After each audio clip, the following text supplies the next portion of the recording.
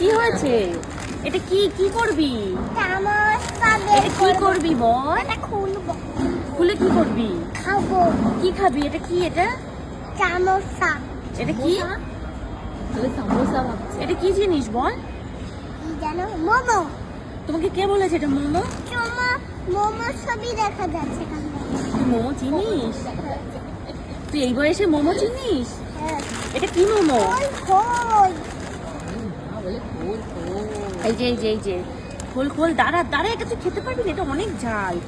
Pan fried, এইটা তুমি খেতে পারবে মামা। নিয়ে আমার কাছে চলে আসো। যাও যাও যাও আচ্ছা, যাও চলে যাও। আসো। এই যে যাচ্ছে যাচ্ছে।